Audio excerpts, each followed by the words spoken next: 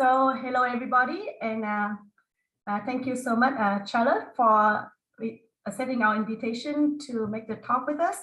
So just a little bit about Charlotte. So Charlotte Malterre Barthes is an assistant professor in the Department of Urban Planning and Design at Harvard University Graduate School of Design. And most recently, she was guest professor in the architecture department of TU Berlin, directed, managed, and taught the postgraduate Master of Advanced Studies in Urban Design at ETH Zurich from 2014 to 2019. Charlotte's teaching and research interests are related to how struggling communities can gain greater access to resources, the mainstream economy, better governance, and ecological social justice.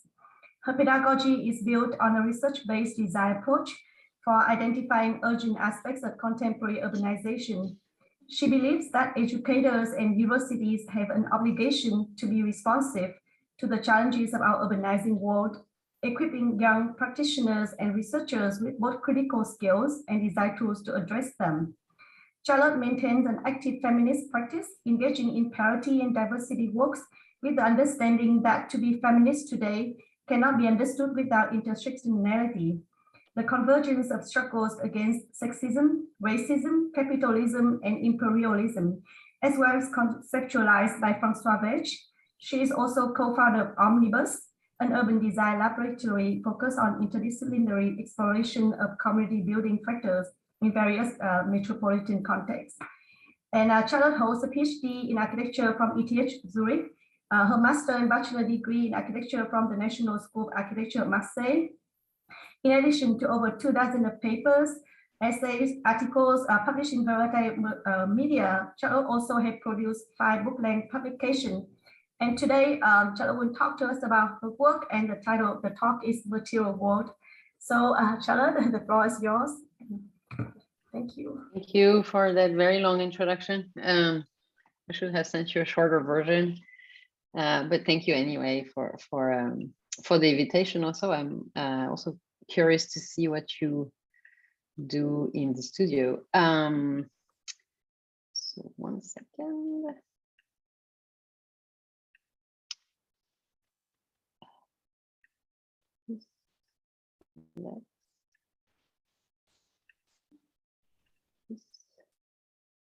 So you should see some emails, stuff. Yes? Yes, okay, we see, yes. Perfect. Can I get rid of this thing here? Sorry, I just have to move something that's on my way. So maybe I can just, despite a long introduction, I would like to add a few more words about me. So I'm an architect, I'm an urban designer, an educator, and an activist, and those are facets of my work that are very much interrelated, propelled by a sense of urgency in regard to the state of our world. So I define my work as the critical practice of urban design, meaning I merge practice, research, and teaching interests. I explore new ways to understand the conditions of the built environment, as well as new formats to communicate these findings and to discuss design solutions in this kind of research design-based approach. What you will see now is very much part of an ongoing research. So I want to offer, what I want to offer are more provocations for discussions, as well as ongoing research questions. So it's a work in progress, I shall say. So to start, one thing, despite the title of this talk, that has to be clear from the very beginning is that I am absolutely not an expert on materials. My approach comes from a research framework that I crafted with my dissertation on the political economy of commodities and their effect on the built environment, which equipped me with tools to address some of the questions that I will bring in today. So I have done research on commodities and on extraction, on mining, in the frame of several projects, but what I show today is part of my research called Architecture of Extraction, Space in the Political Economy of Construction Materials. So my interest lay in the identification of commodity chains and their relation to the built environment, and I seek to establish a critical methodology and a research design exploration pursuing this investigation around the political economy of construction materials and of the built environment at large to unearth hidden economic, political, and social realities that are typically considered to be beyond the purview of architecture and design discipline. What I show you now with this kind of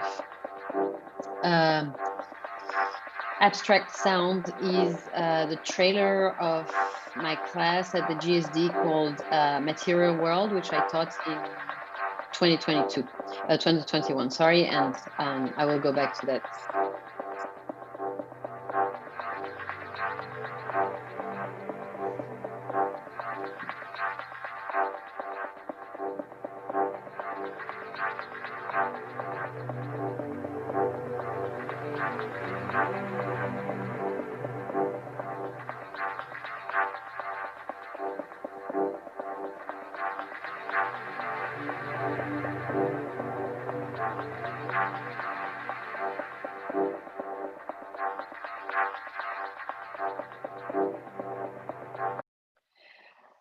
So I wish to bridge somehow what you saw perhaps already in this video. I wish to bridge the distance between sites of extraction, production, and consumption, and design to materials. It's an approach that is grounded in the belief that there is no such thing as neutrality of design, and that the expansionist global enterprise of extraction spans across all scales, and architecture is just one of these scales down to the detail, something I tried to articulate in this article for the book Non-Extractive Architecture, The Devil is in the Details. Of course, with this title, which you will recognize to be an opposite to the famous one attributed to Mies van der Rohe, God is in the detail, with a singular detail. So apart from not missing such a good occasion to scratch the canon, I would like to direct scrutiny to architecture and its assembly scale in regard to construction materials, as I said, as a way to bridge this distance between site of extraction and consumption. So in a way, construction details are physical artifacts that through their materiality impact entire regions tectonically, mountains, rivers, forests, populations. So what you see here is a detail of one of the facades of the twin buildings, Pavilion Apartments in Newark, which are two 22-story aluminum-clad glass high-rises designed by Mies van der Rohe. And this is the detail of an I-beam solution and a cast aluminum grill. Here you see how it's implemented. But of course, it's just a detail. Yet, Mimi Scheller, in her seminal work, Aluminum Dreams, speaking about that very material, asked, how does something so ordinary and seemingly harmless carry with it such a heavy ecological burden? And according to Scheller, such artifacts of modernity corresponds to, I quote, the creation of transnational regimes of immobility, what she calls the dark side, including the underdevelopment of tropical countries, the forced displacement of deeply rooted indigenous communities through imposition of hydroelectric plants and mining, and the ecological destruction and health impacts of mining and smelting, ultimately shaping the economic, ecological, and cultural relations between global North and South. Now, sharing this point of view, I argue that every choice designers make to solve architectural questions in a project have an effect, not only when realized on construction site, but also on the site of extraction. And to illustrate this position, here's a research drawing. It's part of this ongoing research project on the political economy of construction materials that I mentioned earlier. It's called Scales of Extraction. And it is an attempt to trace how designers' choices in particular materiality will have this repercussion elsewhere by somehow pulling a material thread of that building. And in doing so, one can visualize how design choices are in fact grounded in the extraction of raw materials and by expansion in exploitative processes. So it's a kind of critical mapping that attempts to think analytically the built environment. In that case, it's a house to somehow claim lucidity, power, clarity, you name it. What you see is an interpretation of an existing drawing, an exploded axonometric view called Parts that you might know, produced by the Californian office Morphosis in the early 80s. It's a precise inventory of each element used in the construction details of a house that I somehow used as an initial step to pull up a virtual research thread from object to commodity towards trade and extractive processes. It is an attempt to politicize details from the very small scale of the object, somehow almost molecular, to the territorial and the global scale. And this close-up, again, it's a working drawing, so don't hold me accountable for it, intends to identify for each construction element of the corresponding raw material. So the asphalt shingles on the house roof are made of cellulose, wood, fiber, and bitumen, which comprise petroleum extracted either from crude oil or from asphalt mines. They're attached to rain gutters that are manufactured out of copper, found alongside zinc in sulfide-rich ore and extracted via underground mining, which once exposed to air and water generates poisonous sulfuric acid. The additional joint isolation between shingles is made of synthetic rubber derived from petroleum-based elastomer, and the insulation panels under the shingles are made of foam, polystyrene, or polyurethane, typically both derived from crude oil, and fiberglass slag, wool, aluminum, silicon, calcium oxide. It goes on and on, but perhaps we can just go back to aluminum. Aluminum is made out of bauxite, which is, I said, extracted via a very violent strip mining process. It is processed then into alumina by separating iron, silica, and some 40 other mineral elements that are found in the ore. And as a general rule, you need about 4 tons of dried bauxite to produce 2 tons of alumina, which in turn provides about 1 ton of primary aluminum metal. And for every ton of aluminum produced, about 1 to 1.5 tons of red mud so produced. So bauxite mining leaves behind toxic red mud lakes that can overflow and pollute local groundwater. It damages forests, pollutes waterways, encroaches on agricultural land, displacing small farmers. Again, I quote Scheller, strip mining and ore processing has historically led to severe soil erosion as millions of tons of exposed earth and crushed rocks were left to wash into streams and oceans. Strip mining destroys whatever wildlife habitat has existed above the mine and is difficult, if not impossible, to re-establish even with intentional revegetation.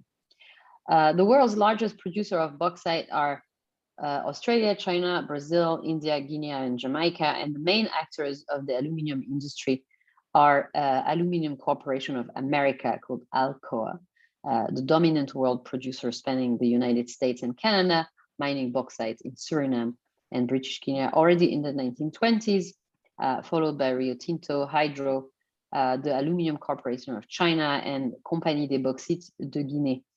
I want to show you shortly a propaganda video. I mean, it's an advertising by ALCA that shows beautifully this kind of obvious relationship between the built environment and the kind of paragons of modernity, transport, communication, and extraction, pointing at this kind of endless aspect, not only of possibilities, but also of the resource. Let me know if it's too loud, because sometimes it does that. In the last century, we've seen innovation in design, technology, and transport. And the element that has helped open up this world of never-ending possibility? Aluminium. At Alcoa, we're driving this progress by providing a reliable source of bauxite. Alcoa Bauxite is one of the world's largest producers of bauxite, with 4 owned and operated mines in Australia and Brazil, plus interests in 3 operating mines in Guinea, Brazil and Saudi Arabia. Each year, we yield some 50 million metric tonnes of bauxite, an ore that's rich in aluminium oxide. This is enough to produce around 14 million metric tonnes of alumina, which can then be processed into 7 million metric tonnes of aluminium, which could then be made into, well, the possibilities are endless. But the truth is that this industry is grounded in the neo-colonial mode of exploitation, well illustrated by Alcoa, in fact. In 1927, the company was facing limited supplies of high-quality bauxite in its domestic mines in Arkansas, and obtained the right to mine deposits of high-grade bauxite in Suriname, Dutch Guinea at the time, with Alcoa's own fleet of steamship transport, which you see on this archival video, sending bauxite from Suriname to refining facilities in Alabama, Arkansas, and Illinois. So from the bauxite mines of Guinea or Suriname, shipped to aluminium plants in the US and Canada, the commodity chain of aluminium bridges distance areas of extraction in poorer nations to remote processing plants and implementation sites, making the landscapes of extraction global in reach, but distant in space. So as we speak of bauxite, we need to be unequivocal that this implies not only to that particular material, but is part of an extractivist method and practice that means that the ramification of contemporary mining and mineral exploitations are violent, immense, and disastrous, impacting humans and non-humans alike. And what you see here is an example of this red sludge aluminium plant accident in Hungary. Now, to get some theoretical help here, and in the frame of the political economy, the Marxist concept of metabolic rift is one of the most potent. In the third volume of Capital, it is described of how capitalist property relations provoke an irreparable rift in the independent process of social metabolism, a metabolism prescribed by the natural laws of life itself. In short, all production is a form of consumption. Other scholars, such as Ashley Dawson and Martin Arboleda, have spelled it out for us. Dawson, in Extinction, A Radical History, she observes that, I quote, "Capital must expand at an ever-increasing rate or go into crisis." As it does so, it commodifies more and more of the planet, stripping the world of its diversity and fecundity, puncturing holes in the web of life with incalculable consequences. Biologists are only just beginning to understand the cascading ecosystem-wide impact of the destruction of the megafauna. And Martin Arboleda, linking this to the built environment in Planetary Mind, Territories of Extraction under Late Capitalism, analyzes in depth the politics and the geography of resource extraction. He's looking at the copper mines of Chile and the immense infrastructure at work in the relocation of resource and wealth. He argues, I quote, "It is not possible to think about the degraded productive subjectivity of workers in a coltan mine without the intellectual wage earners at other points of the supply chain, codifying the knowledge to be incorporated in the former's industry of production." He grounds his reflection on the reorganization of the mining industry into global supply chains in shifts of natural human labor power relations, new racialized forms of citizenship, and the destruction of the peasantry as freeing potential bodies for mining industries. On the backdrop of protests in India in 2019, present-day geographies of extractions are profoundly crisscrossed by ethnic, racial, and gender differentiation, as well as by the fragmentation and uneven development of the productive attributes of workers. Now, building upon Arboleda's analysis, I argue that these exploitative processes, what Donna Haraway calls the appropriation of nature as resource for the productions of culture, is made visible in the architecture and the infrastructure of our cities and our settlements. The translation of the Earth's resources into the built environment and its economic model of development is mirrored in today's global neocolonial modes of extraction capitalism. I would point at the responsibility of space production processes and of the role of architects and designers as facilitators. Again, following up with aluminium, the use of aluminium products in the construction industry intensified the global commodity chain while allowing aluminium producing companies to exploit resources all around the world, especially in countries with fragile democracies.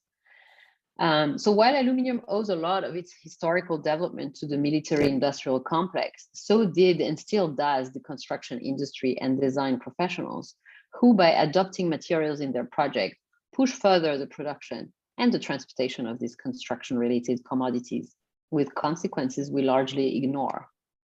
And to make a small parenthesis, I would like to mention Philip Johnson, again, another occasion scratch the canon. He was a fan of Mies and a very controversial figure. And he inherited from his father in the 1920s vast amounts of shares in Alca, which at the time was a very uncertain kind of new venture. And he became overnight wealthier than his father as the stocks actually rised. He received the R.S. Reynolds Memorial Award for an outstanding building of aluminium here with the towers of Pennzoil Place in Houston another extractive industry, as the headquarters of a motor oil company now belonging to Shell. And Johnson also contributed to familiarizing aluminum as everyday object. Here with, for instance, that ashtray, which you can buy for the modest amount of 2,500 Swiss francs. But again, it's probably just a detail. I go back to Miller, who argues, and I quote, "It is the distance of the tropical frontier that hides extreme disparities of power, ecological impacts, and social catastrophes, and also prevents us from learning the history of indigenous peoples' resistance to both transnational capitalism and to state domination by developmental states serving the interests of small elites." ALCA once again provides an underlying story of global ecological effects of the aluminum industry at a territorial scale this time. The company engaged in the construction of large dams to power the first generation of aluminum smelters infrastructure, at first in the US in the 1920s, but after in Suriname in the 1960s, displacing indigenous communities and damaging the environment on a huge scale. The Afobaka Dam was financed and constructed by ALCA in order to provide electricity to its bauxite plants necessary for the aluminum produced by its daughter firm, the Suriname Aluminum Company, Suralco. And according to the Broco-Pondo Agreement, which was signed in 1956 between Suralco and the state, 90% of the electric power was reserved for the company. And when it was built, the dam inundated about 160,000 hectares of biologically valuable tropical rainforest, while providing only 120 megawatts of capacity, making it a low efficiency infrastructure. 40 villages occupied by the Samakans, Maroon people of African descent who escaped from slavery in the 18th century, were sunk in the process. Without real prior agreement or consultation, their land was submerged and thousands were displaced. ALCA stopped bauxite exploitation in 2015 as the region's tract dwindled and the global market for aluminum turned unfavorable, almost 100 years after initiating extraction. There is no specific environmental legislation covering mining issues in Suriname, and ALCA agreed to pay 300 million for rehabilitation of former mine sites and its aluminum plant, amounts which do not fully and can never actually do that, repair the damage done. So while the dam remains, it's now in state hands. Meanwhile, Lakewood Creations, a small Dutch flooring company, self-defined as highly eco-friendly and supporting a circular economy, is harvesting timber from the Amazon forest that was submerged under the Broco-Pondo Reservoir. It's an idea that's sparked by the same process undertaken in Brazil in the sunken forest of the Tucuro Dam, with high returns for the company, but little for Suriname.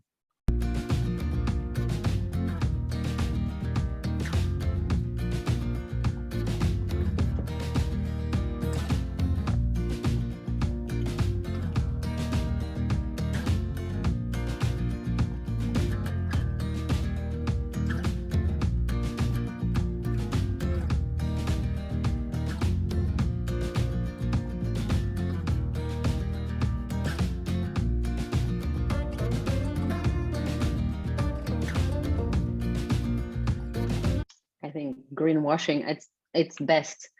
Through this kind of tightly controlled narrative, the firm attempts to extract value not only from the wood, but also from the means of its sourcing, erasing the fact that its very availability is the product of a history of exploitative processes. The end product finds itself in architecture as a luxury construction material, here advertised in an Instagram post for Lakewood Creations, featuring a couple relaxing on a beautiful terrace built with exotic wood harvested from the sunken forest on stolen land. So with this, I want to look back to the research drawing, perhaps a non-exhaustive and naive and simplified listing of the materials necessary to build a house as an attempt to mirror these extractive economies, preoccupied with the origins of the materials employed in the production of space in general. So to sum up, from the window frames of a house to the concrete pillars of a highway bridge, from the wood flooring of a living room to the asphalt of our streets, and from the steel bolts of a door to the tree species of a park, the choices deployed in the materiality of the built environment have a global knock-on effect.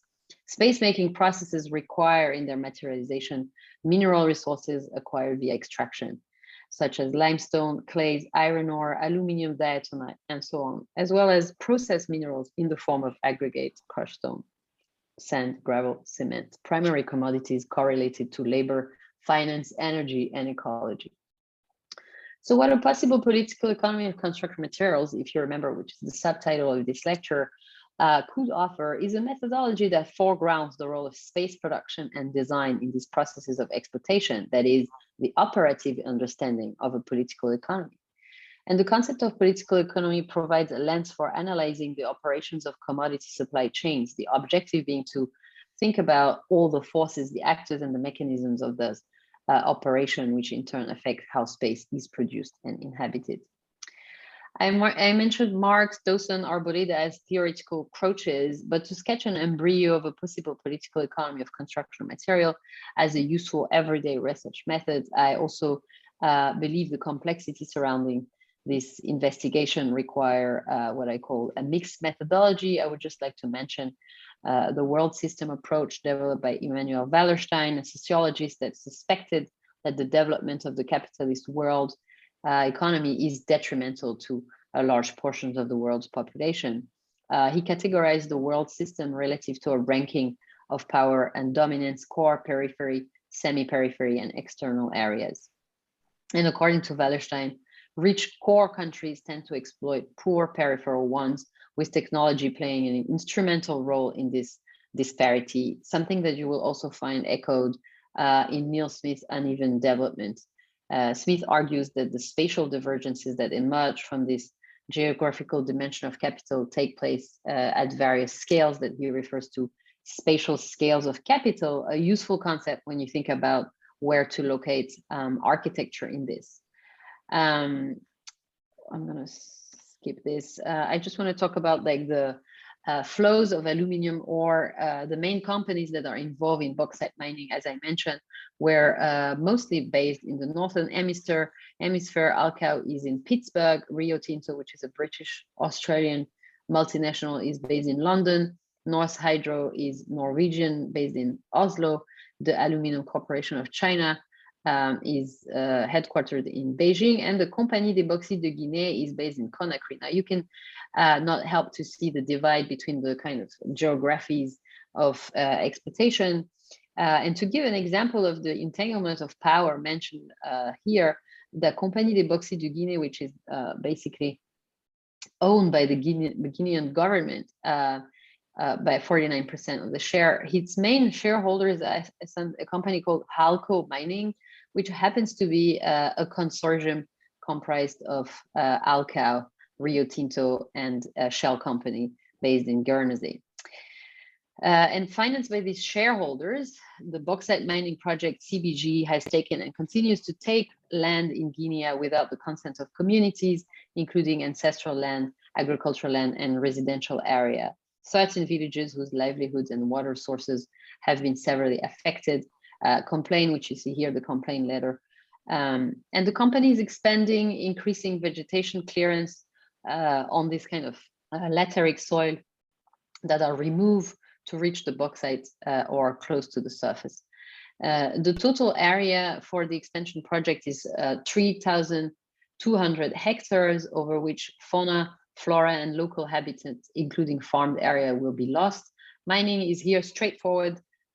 It's basically using standard drilling and blasting techniques. The ore is trucked along roads to stockpile in Sangarigi, from where it's loaded into trains and additional tracks, plants and equipments, loaders, trucks, bulldozers, and water tanks, mobile machinery are implemented. 1/4 of the 160 million tons of bauxite mined each year goes into the construction industry. It's perhaps useful to know that we will run out of commercially viable bauxite reserves in about 100 years. So this very short insight on aluminum sketch, I hope sketch this relation between the raw materials and their multiple effects on space, and the present modus operandi of global construction protocols, and the most prevalent in material deployed currently in the production of space at this moment in time are concrete, wood, steel, brick, and all sort of glass and all sort of petroleum-based materials, and then a few others. And one has to also take into account, of course, the hidden embodied carbon footprint related to the processing and the transportation of each material into its final product, plus the labor necessary to make it all happen, externalities that we often ignore, thinking about pollution, carbon footprint, health of workers, consumers, and those displaced by large-scale industrial development, as mentioned earlier. So what a possible political economy of construction materials seeks to establish is the kind of broad picture of the ways that design discipline intersect with extractivism and resource exploitation, and how these seemingly irrelevant steps and details fit into the global enterprise of extractive neoliberalism. And as designers, I believe that we need to understand the processes integral to the construction and to somehow this commodity system, as well as the imbalance in socio-economic development, in order to carry a critical engagement with the prevalent neoliberal narrative concerning the course of world growth and extractive capitalism. I'm going to show you an excerpt of one of the films that was produced in this class that I mentioned earlier at the very beginning, called Material World, where we attempted to show some of these links, tracing this kind of embryonic political economy of these materials we use at times mindlessly in our designs.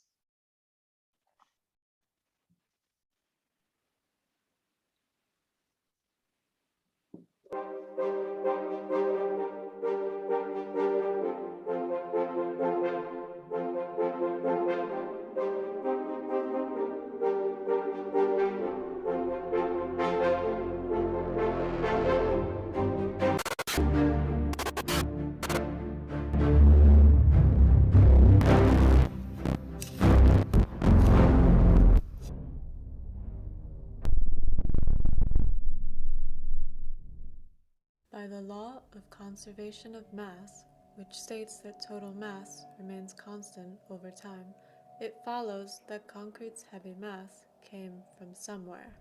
From where was all of this mass displaced? The input mass that goes into concrete comes from mountains, hills, rivers, and dunes, topographically varied natural landscapes. By co-opting and displacing these components of concrete's heavy mass, this topography is lost and reduced to flat architectural components, such as foundations and floors.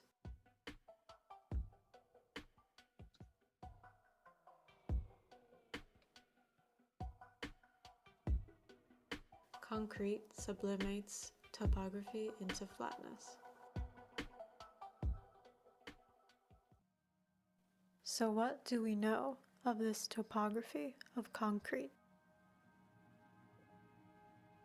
Sand for the Burj Khalifa was ironically not sourced from the desert that surrounds it. Instead, the UAE imported all sand for concrete and construction from Australia. Sibelco Corporation is currently facing 2 charges of breaching environmental planning laws during its time in charge of mining on the island, but the unlawful sales have been going on for decades. The volume being extracted has also had a disproportionate impact on the Quandamooka Aboriginal tribe, who call North Stradbroke Island their home.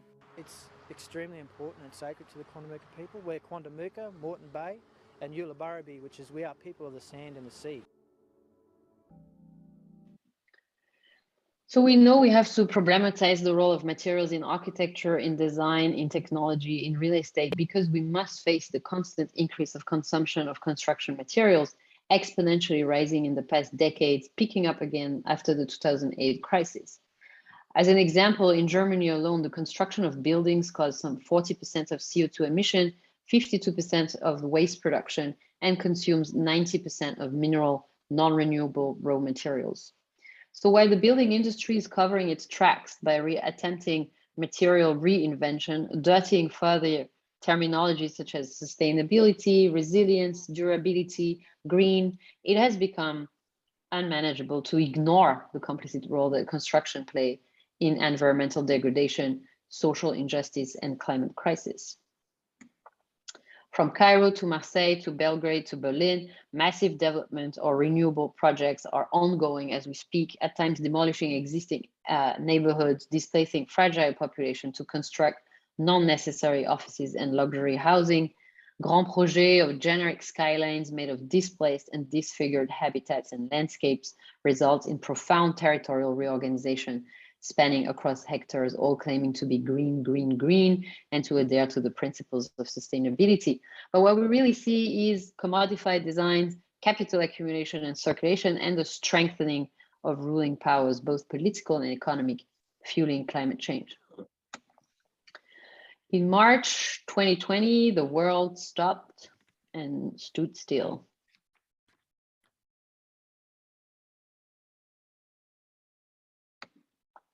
But not everything stopped.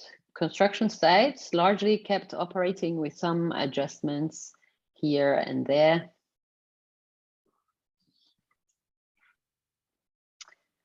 The first lesson the coronavirus has taught us is also the most astounding. We have actually proven that it is possible in a few weeks to put an economic system on hold everywhere in the world, and at the same time, a system that we were told was impossible to slow down and redirect. This is a quote from a text published in March 2020 amidst global lockdown by French philosopher Bruno Latour, and he calls for a reset, arguing that, I quote, if everything is stopped, everything can be questioned, banned, selected, sorted, interrupted for good. But as construction sites kept operating, the pause offered by the pandemic to question our societal model did not happen. Critical questions about the built environment remain unaddressed. Worse, post-COVID, new policies are being put in place that stimulate and increase demand for mineral, for built infrastructure, even called green infrastructure, cloaked in a narrative of progress. I quote this article from The Guardian. Construction sites are some of the few areas of the economy that have remained open. COVID is already ushering in a new era of policies that would likely create cyclically stronger, more commodity-intensive economic growth. Donna Haraway argues we suffer from a comic faith in techno fixes, whether secular or religious. Technology will somehow come to the rescue of its naughty but very clever children. Meanwhile, digital tools are yet to adjust to the challenges of the Anthropocene or the Capitalocene era, as some call it. CAT programs still open on a blank page, figuring the modernist tabula rasa. But we know that to every material artifact, object, building space is grounded in its extractive origins, and to it corresponds a physical contemporary conditions. Here, what you see is sapphire extraction used in our computer lenses.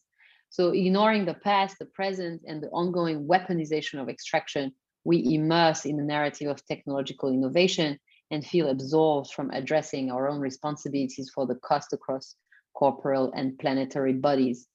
Catherine Youssouf speaks of nothing else when she talks about extractive economies and material geophysics of race and white geology in relation to power. In her book, A Billion Black, Anthropocene or None, Youssouf defines white geology as the way in which mineral nomenclatures used in traditional geologies are devoid of references to racial and colonial histories of material power. Yet capital accumulation and the corresponding brutal and exploitative process at work in the direct or indirect transfer of raw materials to the built environment have long perceived as detached from design disciplines. While claiming an objective approach, education, practice, and technology in architecture disengage from political commitments and turns a blind eye to the very source of its materialization. Truth is the claimed neutrality of design tools and the underlying assumption that technology and design is removed from politics, an inkling that prevail across architecture departments and practices is simply no longer tenable. Stop Building, a global moratorium on new construction, is an initiative that emerged from this situation, calls to stop and think remaining unheard. Its first steps take the form of roundtable, from which I'm drawing mostly today. And if the moratorium is first a provocation to think, I mean, it's almost a clickbait, it's also a very serious call to act upon the reality of extractivist practices on which we rely, what Françoise Vergès calls extraction and exhaustion, not as a byproduct of capitalist accumulation, but in fact, as capitalism modus operandi. The racial, social, and environmental damage that comes intrinsically with using resources means that building is a choice of destruction. A drastic change to construction protocols is necessary. Building moratoriums have been used already globally to halt the construction of projects or demanded to stop controversial development. Building moratoriums are usually imposed by cities, local governments, and national courts, and for a variety of reasons. They can be short-term or indefinite, depending on the project and the area. And precedents, which you see here on this carousel, is Costa Brava or the Balears in the US.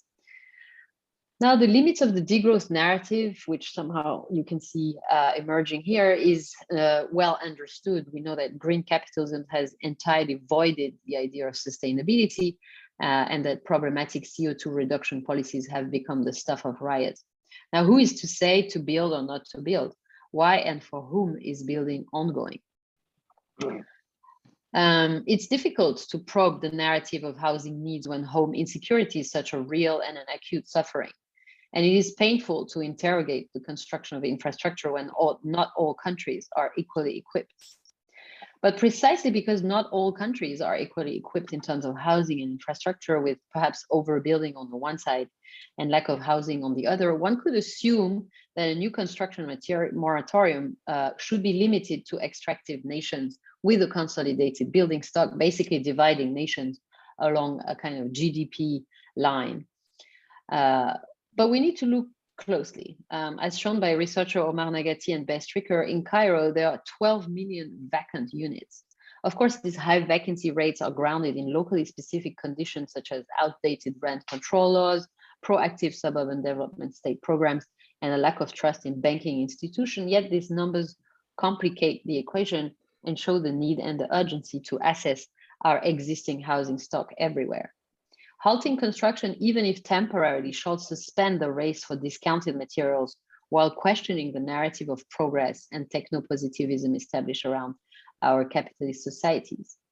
Building without an end in sight is the dictate and the jurisdiction of modernity, and we must precisely question the growth imperative of the construction industry. Here, the example of Tokyo, studied by our colleague Noboru Kawagishi. Office-based construction in the Japanese megalopolis is exponential. So the kind of bars that you see in the background in pink, even though the needs are shrinking, which is the kind of new supply demand. So home office practice and vacancy rates increase means that, for instance, a moratorium there would allow to seek alternative to real estate as the sole relentless economic motor, as well as inspect what the reevaluation of what not constructing could bring. Now, obviously, it's not up to polluting privileged countries to ignore contextual complexities and call for blanket policy. Discussing the moratorium, South African architect Ilse Wolff showed that image of a self-initiated construction, a woman building Malterre, the traditional house of the Nama people in South Africa, as a way to interrogate the validity of a global call. So in some places, while housing is in high demand for marginalized communities and the existing stock beyond repair, the state has fully disengaged from its mandate of providing affordable housing, leaving this task to the private markets. In other places, thousands of square meters of office space stand vacant, while young generation struggles to find affordable housing. Yet politicians from all sides claim building more units is the solution. Storylines one should question. Contextual complexities call for a deeper onlook on where and what is constructed and what should not be built. So while addressing moral issues that surround sustainability narrative, the posit is that while the modern project and its adjacent technocratic mindset must be held accountable for the current and ongoing disaster, the most urgent need is for structural change in the construction industry. A large majority of practices are still patriarchal, hierarchical, exploitative structures based on single authorship, mostly unable to address the climate emergency because of their obsolete functioning. Under the building moratorium, the architecture practice would materialize as a continuous labor of care, and the definition of a work of architecture expanded beyond the momentary. Design offices are to pivot toward resource stewardship, to deploy organizing abilities to think about emancipated practices, not building less, building with what exists, caring for it. And here you see a set of new professions for architects that was produced in a comic for the Architectural Review by Zoja Derzeska and myself in November 2021. Now, the reconsideration of the existing regime of construction obliged to reflect on redistribution of ownership and control over spatial claims. To overturn neoliberal extractivism fundamentals goes precisely against what Jason Moore has articulated as cheap nature. The most sustainable act is to keep what is there, to leave matter unextracted, oil in the ground, laterite under the tropical forest of Guinea, coal under the German countryside, and so on.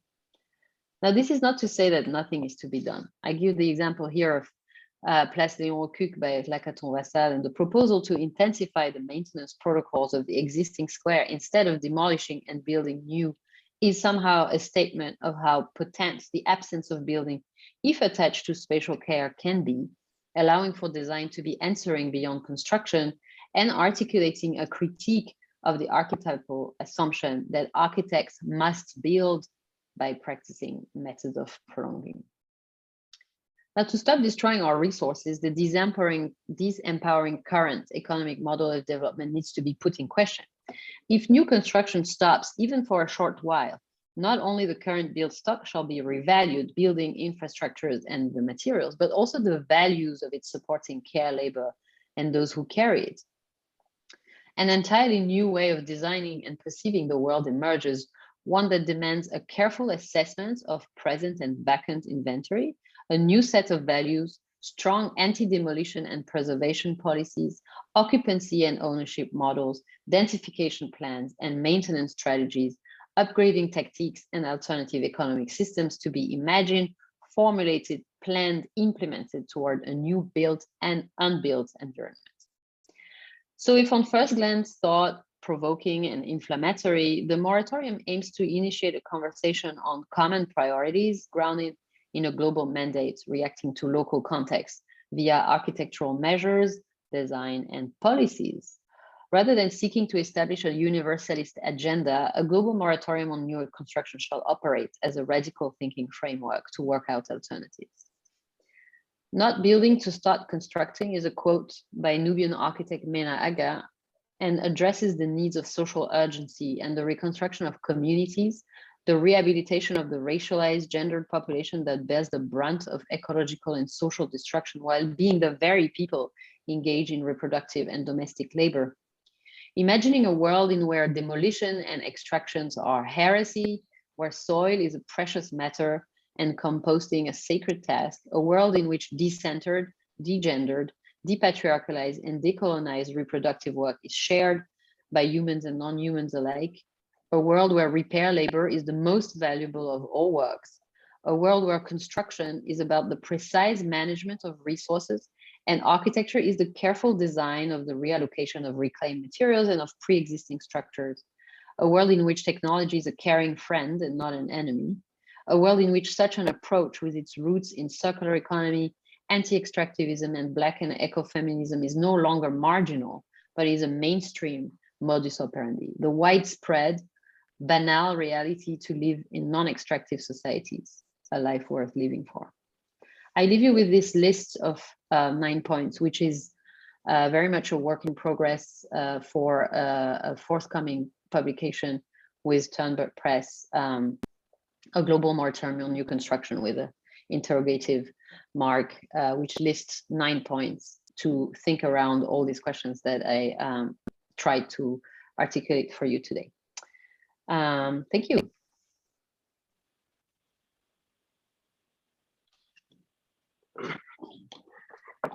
Thank you very much, Charlotte. It was really interesting, really good, really stimulating. And I have already a comment, but maybe one student would like to say something before me.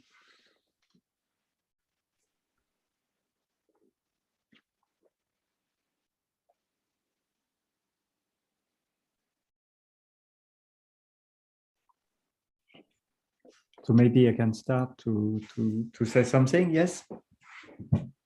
So yeah, I think it's really interesting to reintroduce this materiality in the discourse of and the design of architecture. I think, you know, we during the modern period, it's true that we have lost this relationship between the image and the materiality of architecture. And then I was thinking about the origin of what you are describing, because you know,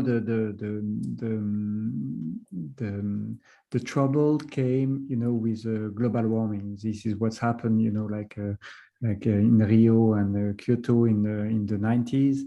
This is when the ecology start to come back on the table. At that moment, it disappeared during the 80s. You know, there is one moment in the 70s when it was on the table, but then the oil price diminished during the 80s, and then it's disappeared from the architectural debate. And then, so the global warming was the renewal of an ecological thinking. And if we look carefully to the emission of CO2, you know, we know that 39%, 40% of the CO2 emission are coming from the building industry. And then if you look into that, you understand that 3/4 of the 40% are emitted by heating, cooling, and lighting. And 1/4 is for the production of the material with the gray energy or carbon footprint of the material. And then it changed now because there is some studies that say, for example, that because of the increase of the thermal insulation or the fact that there is some new regulation, so the CO2 emission coming from the operation of the building is decreasing. So it's why the carbon footprint of the material is becoming higher. So we can see that, for example, that now everybody are talking about wood, hail, straw, earth, or stone, you know, as a building material because there is less CO2. But then I think your statement to say stop, we have to stop to build. I think it's very interesting, very good, and I like this relation to the materiality of architecture. But then if we go maybe to a little one step beyond that, we can say in reality the problem of the building, why we have building, is because we are living too far from Africa. You know, the origin of the human species is a high plateau of Ethiopia. And the climate there was good, you know, we don't need really to heat or to cool the space, you know, it was like the paradise. It's also this kind of image of Adam in the paradise, you know, he don't need architecture, he didn't need nothing because the climate is fine. But because of the fire, you know, when the humankind discovered the fire, he started to move more on the north, and he arrived to some area where in reality he cannot live because it's too cold. You know, you cannot survive naked in the snow in Switzerland. So you need a fire and you need to build a house. So we can say, okay, maybe this is maybe a more funny or more radical statement to say, okay, now we have to come back. You have to leave, you know, the Nordic area. You know, we have to leave the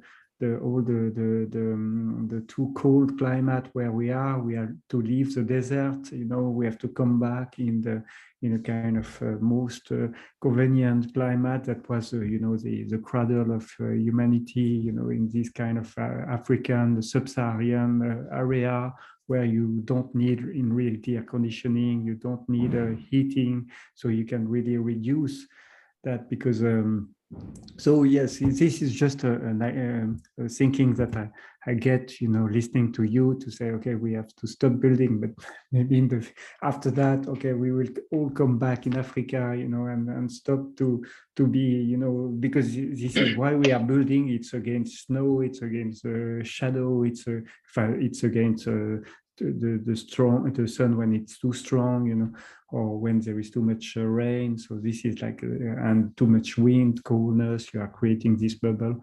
So this is, I think, this is, but I like, I have to say that I appreciate very much what you are saying, and reconnecting, all the kind of, this is in a term of Karl Marx, you have the superstructure and you have the infrastructure, and to reconnect the aesthetics, to reconnect the superstructure to the infrastructure is something that is completely crucial today. Yeah, no, thanks. I think it's yeah. I mean, it's interesting. I've never considered, like, for me, this migration story comes at another moment in the reflection. But for me, it's clear that there is a question of also standards and comfort standards as well. So in a way, it's not about telling people that they have to wear sweaters, obviously, but it's also about like thinking about how we live. And I think for me, it's also like a kind of, it's a bit of an exercise when you think that if you think we can't build new, usually there is a kind of like knee-jerk reaction, which is like, what? This is like the very kind of raison d'être of designers in a way, but actually very quickly it is clear that this is not the case, that if design is the core of what architects do, then the fact that you cannot build new is actually not at all a reductive task, and it forces you to think about questions of property. Because I think, in a way, you say it's about like that architecture is about, in a way, comfort, in a way, or like between survival and comfort, I guess. So where your body needs to be like shielded ultimately, right?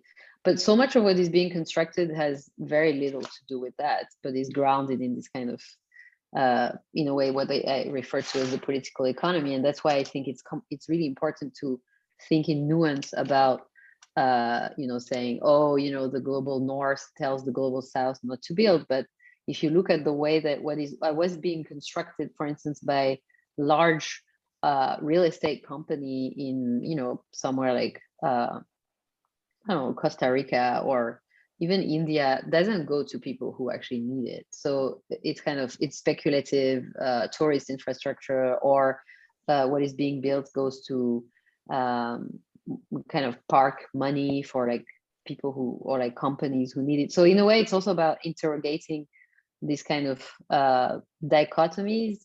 I think that there's also something that I'm trying to articulate, which is, it seems like one of the biggest victory of this neoliberal thinking is to kind of pit against each other humans and nature. The fact that you cannot hold two complex thoughts in one head and be like, it's we can't stop building, and it doesn't mean that you cannot house everyone, which I think is what I try to articulate with, like, for instance, the 2 points of the moratorium, which is saying stop construction, but point number 2 is house everyone. So how can we reconcile these things and like move beyond this discussion, which plagued, I think, a lot of the degrowth, kind of, let's say, movement, where it's always accused, like it's a bit the same problem than the Green Party has. No, in a way, the Green Party doesn't get the votes of everyone because it is, in a way, limited to addressing middle class and doesn't really expand towards I think the Gilets jaunes kind of movement is a very good example of that. End of the world, end of the month,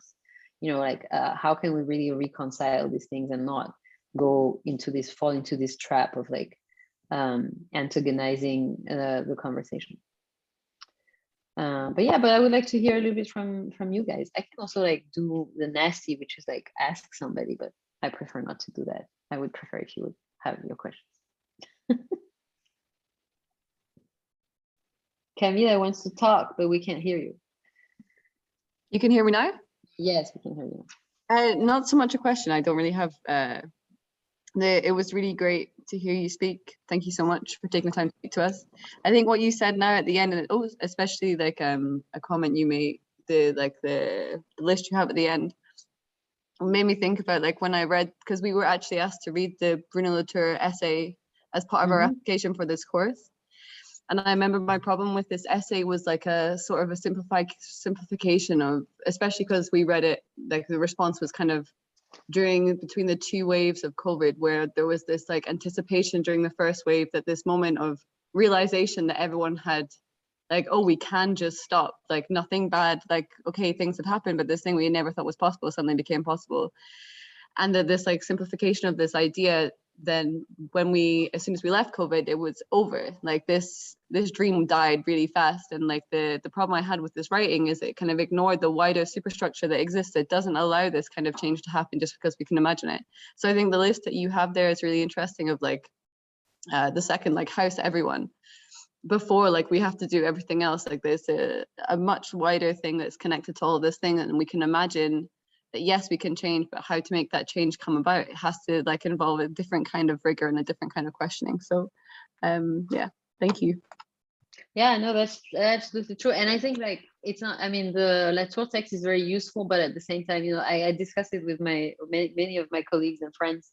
And there is also obviously, I mean, it's a text that does what it can to also point at certain things. But of course, you know, the world didn't stop for everyone, you know, for instance. I mean, everybody who survived on like Uber Eats or, you know, like kind of deliveries knows that this is just not true, that there is an entire fringe of the population that never had the luxury to stop. For instance, I think in New York, you can tell, you know, like the kind of e-bikes kind of situation where people were just like, you know, out there getting COVID and all that. So of course it has limitations, but at the same time, it was really highlighting that moment where, and I think you can see it also like in governmental policies, when suddenly a lot of things that were completely off the table became totally possible. So there is something that was useful to overcome a sort of crisis of imagination that I find really useful.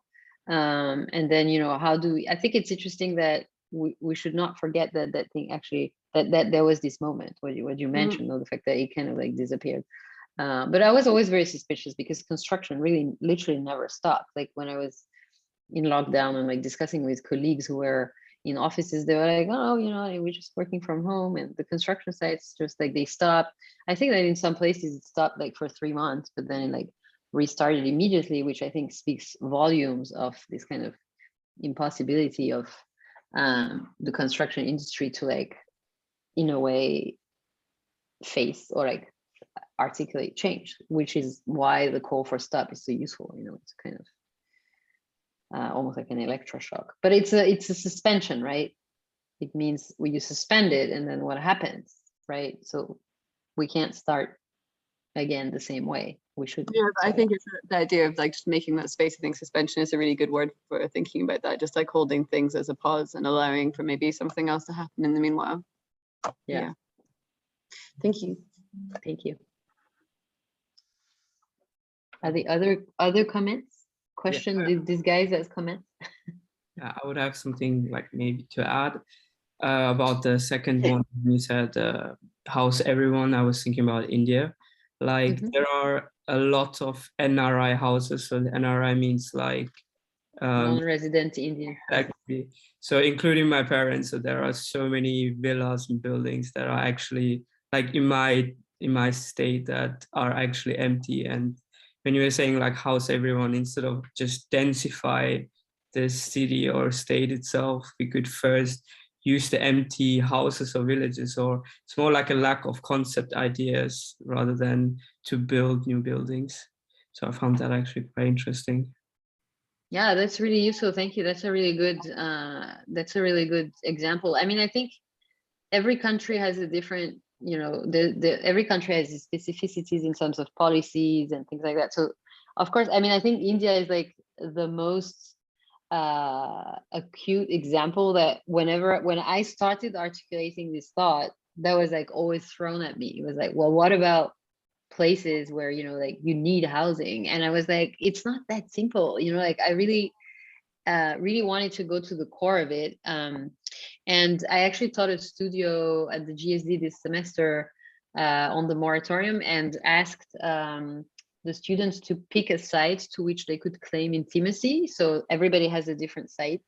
And one of my students from Mumbai, and she picked Mumbai, and we were like, okay, bring it on. How is that gonna work? Yeah. And actually it was really easy because there is so much demolition ongoing of collective housing. She took the example of the Chawls in Mumbai, which are collective mill workers, historical buildings that are located in the center, that are very vivid and very kind of also very dense, and they're being demolished and they're replaced by high rises. We obviously don't go to the same people. These are either relocated or compensated.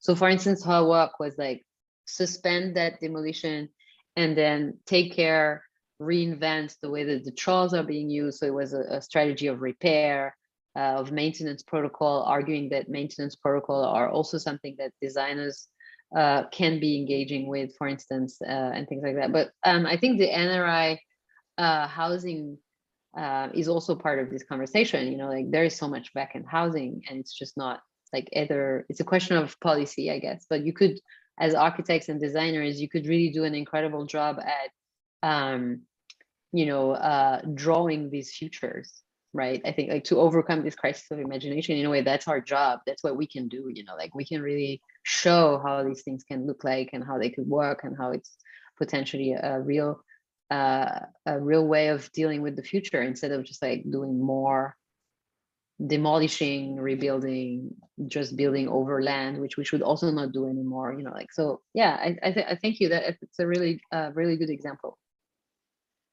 Thank you.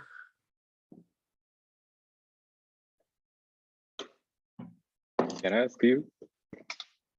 Sure, go ahead. Yes, thank you for very super nice presentation. I totally agree with your idea, and we don't need to make a new building too much. But I didn't make a good solution, because if we want to keep our architecture film, we needed to make a new building. Mm-hmm. But almost the architect understand we don't need to make a new building. So it's a little bit gap and frustrate. So I couldn't figure out how to solve this problem. So if you have any opinion, could you share me? Sure, I have all the solutions. You know, just ask me, really. No, I'm kidding. It's not so easy, but of course, the question of like generating value as a firm, I think is something that also comes up often, which is like, I pondered upon it, and I think like one of the things that we were trying to do with the kind of like the kind of cute gallery of new jobs was also like hinting, not necessarily that architects should, you know, find a new job, but that I think the expansion of the task is really something that that we should kind of take upon, and then thinking about how if you start to articulate a shift in value. That's why I was mentioning maintenance protocols as something that that could be considered as part of our profession. It's something that already exists. Usually preservation architects do that. So for instance, if they have I know somebody who told me that one of the building by Frank Gehry was so complicated to maintain that they had to hire like an architect to kind of actually design the maintenance protocols of the building, because they had no clue how to go about it. Which I thought was a very good example of how maintenance protocols are also part of a potential design task, and something that could be valued in terms of generation. But if you think about the fact that you cannot build, then everything else is also part of the task of the architects, you know, like the kind of retrofitting. But even like the idea that you can just assess a building and all its material. I think some people call it urban mining. So the fact that you would actually be able to almost like by looking at a building, be aware of all the materialities that it has and how you could actually use that to potentially reconfigure another building, I think is also something. I think it's very vast. I feel like there's so much inspiring other tasks than just building new. But the question is, how do you shift the value production so that it's something that you can start, for instance, charging for? I think that if you cannot build anymore, then it happens automatically. Of course, we're not there yet, but I feel like there is a lot of unexplored tasks that we should look at potentially. But I don't have all the solutions. I'm sorry. Thank you very much. Thank you.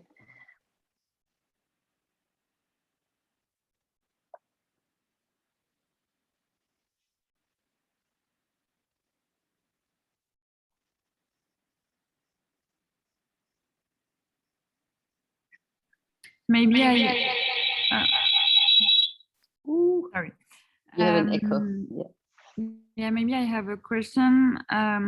So during your studio, you are working with the housing, like around the topic of housing, let's say, and also the fact are okay, like not building new, so it's more like a question of rehabilitation, and the question of rehabilitation is also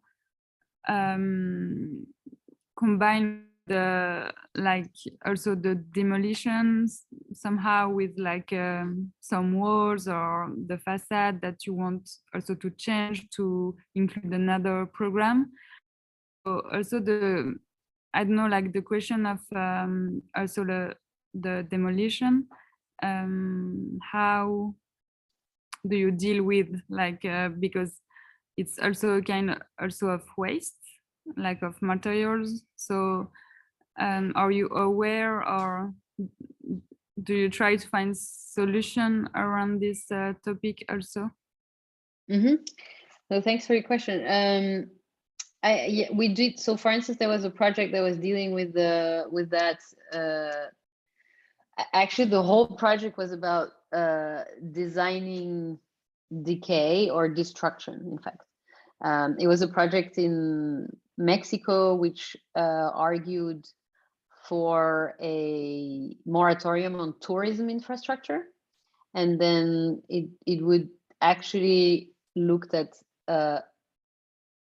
demolishing hotels to give them back to the forest, which was actually being damaged by that, which is something ongoing. So the design processes was about how can you actually design a demolition process that is not CO2 intensive. So for instance, if you remove pieces of the roof and then it starts to leak, and then it kind of leaks on the wall, for instance, and then it's going to take another 10 years, and maybe in 10 years you can just like hammer the wall and the wall will kind of fall from itself, or you kind of drill very specific at very specific places in the building, and you inject some kind of mushroom that would then start to kind of eat up the concrete and things like that. So we were looking at like beyond the demolition, beyond the breaking ball, basically, how do you actually do you design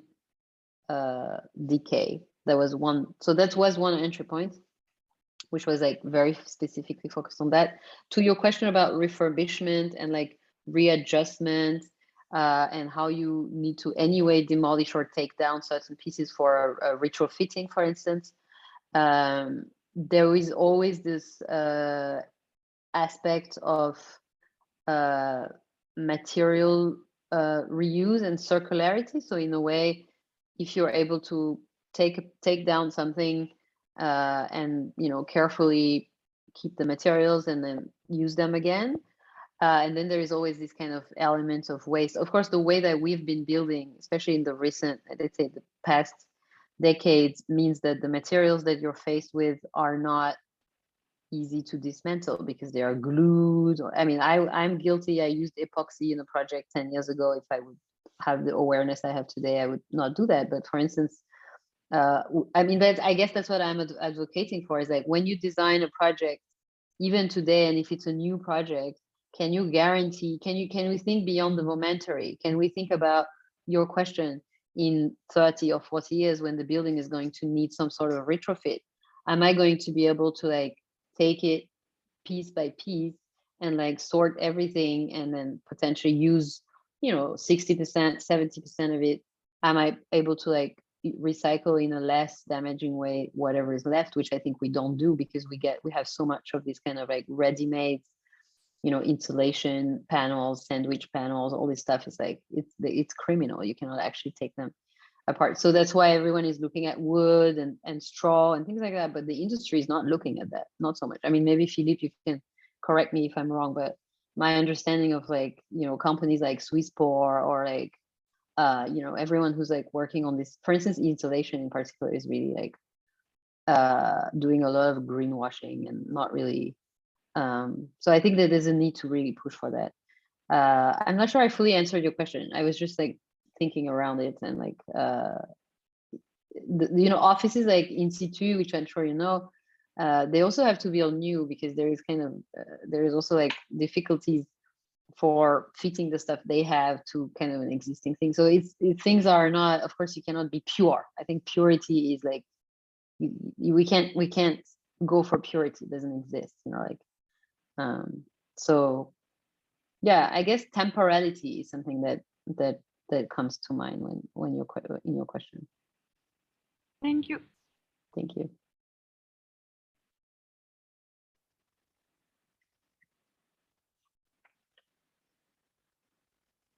Philippe, do you have insights into like the way that the insulation industry is dealing with these questions? I'm just kind of curious. I know that this is something you're knowledgeable about. I think the thermal insulation, so the straw, for example, the hail, yes, there is a lot of building now in France built with this kind of hail thermal insulation. And then there is all the recycling material, you know, like the PET. For example, it's quite. Last year we just have studies about the recycling plastic. You know, it was very strange, very astonished that a floor made of recycling plastic was less CO2 than a floor made in wood. Because when you use an existing plastic because plastic in reality is like wood, it's like a storage of CO2, because the CO2 if you store it and you don't burn the plastic, you know, you keep the CO2 inside the material, so there is no global warming. So in reality, plastic is fossil wood, and if you use recycling plastic, you know, you economize a lot of CO2 emissions. So there is some thermal insulation recycling, PET recycling, for example, that are used for thermal insulation, and then there is all this organic material for thermal insulation, like the chanvre, hemp, yes, and all the also recycling paper, or so this kind of I think the solution of recycling material can be the good solution for this kind of thermal insulation. Yes, I know of jeans. I know a Jeannie Gang. She has worked with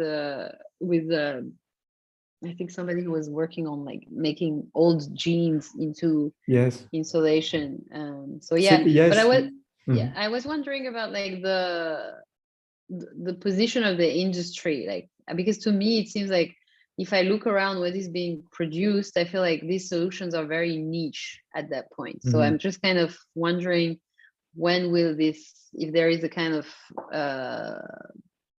you know, if will there be a watershed moment where the industry is going to actually shift to this instead of like using these solutions that we talked about and making them like greenwashing tactics where they're saying, you know, we're green and we're doing great, but actually in reality 80% of what they sell is Swiss poor sandwich panel, you know, like that is my yes. But I think in my naive point of view, you know, I really so that I'm really seeing that you know, the industry is really need to move, you know, like all seam or you know, because it's complicated for them to survive without taking you know, there is this when you have when your quotation, you know, is really also related with ecology today. This RSE, it's called in France.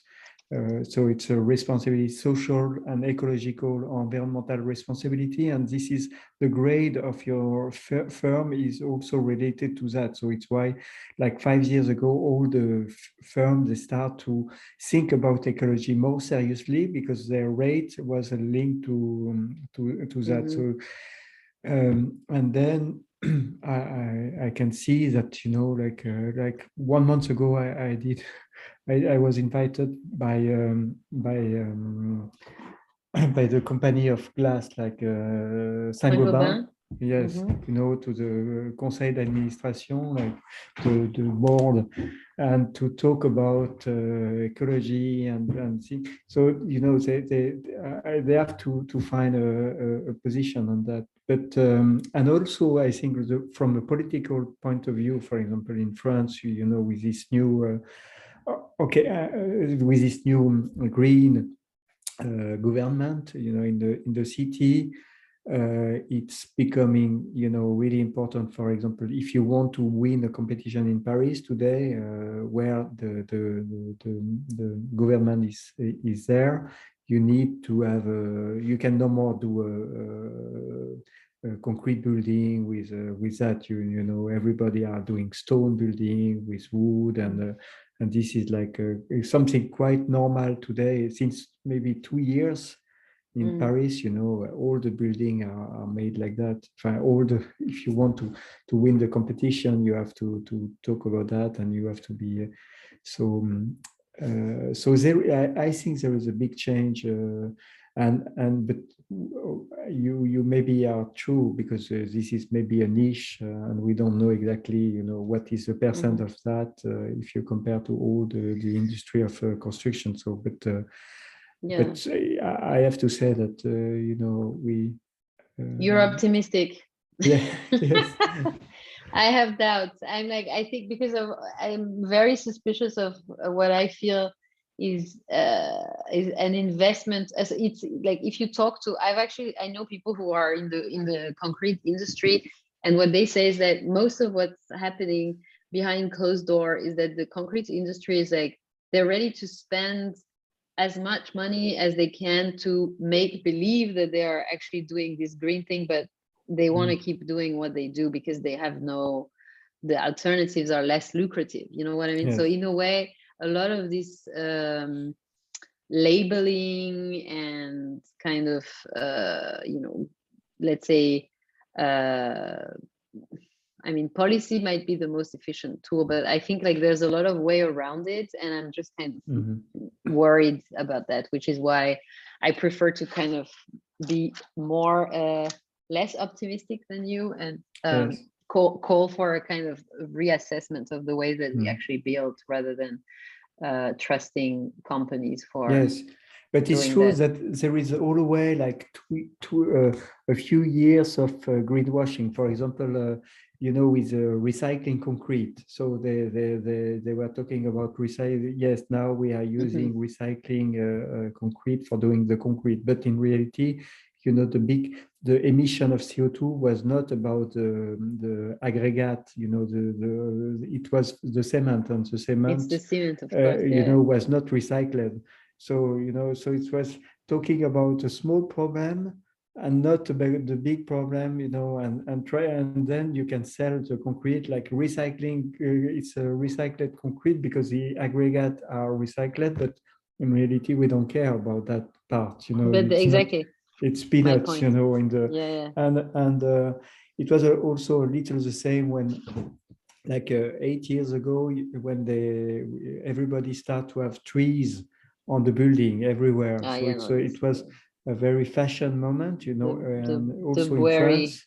Yes, yeah. But in reality, you know, for example, the Stefano Boeri system, there is a study from Canada that calculates the amount of reinforcement of the concrete to support the trees and the earth of the balcony.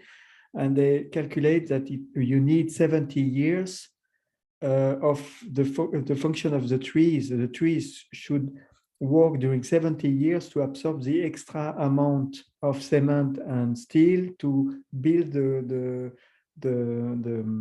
balcony to support itself, to support the tree itself. So it means after 70 years, okay, maybe you will absorb, but so it was completely crazy. And also we know that each of us, we need 300 trees to absorb our use of the CO2 we are emitting every time, not only by breathing but also by so it means, you know, in Paris there is at one moment one famous building from South Fujimoto. It was called 1000 Trees building. You know, and so it was a beautiful project, you know, like full of trees, but at the end you calculate that it was absorbing the CO2 of 3 people, you know, and so it's really like greenwashing, you know, this kind of moment.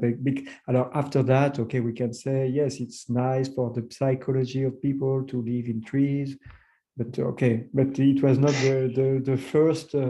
You know, the first argument was an ecological argument, you know, at the beginning, but and then, so I think, for example, in Paris, they also change this politic of trees. You know, they understand that you cannot plant trees on the parking, for example, or when you have an empty ground, because you need to reinforce the parking or things like that. And so it's why they stop, you know, at like 3 years ago, they have some politic of urban forestry, you know, and so they want to have, for example, a new forest in front of the Hôtel de Ville in Paris. So there is some image that was circulating with that, but because there is a parking under, so you have to reinforce, and it's completely crazy the amount of concrete you have to place to support the forest. So at the end they say, okay, we will not plant the forest in front of the Hôtel de Ville. So I think the information and the understanding against greenwashing are going step by step also in this time, in this kind of process. And no, of course. I mean, it's complicated, and of course things are not like straightforward. But I think that there is this need to like also kind of pull the plug on a lot of like projects which involve demolitions, for instance, where you really have to say, well, you know, like, and it doesn't matter if the building is beautiful or not. I mean, there I kind of always get into big debates with like preservationists. In a way, every building the most sustainable buildings are the buildings that are already there. Instead of like kind of you know, adding up materials and things like that. So but yeah, I mean, it's a really important conversation, I feel, and I'm interested to see anyway the work that you guys are doing. I think we meet again in a week. When is the, sorry, I think Fee sent me in 2 weeks or in 2 weeks, right? Oh, yes.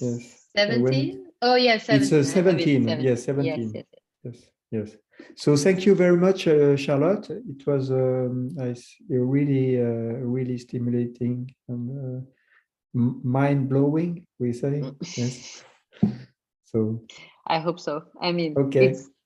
It was a pleasure to talk to everyone, and thank you for your comments and your question. And then I look forward to see you in 2 weeks. Good luck with finishing the semester.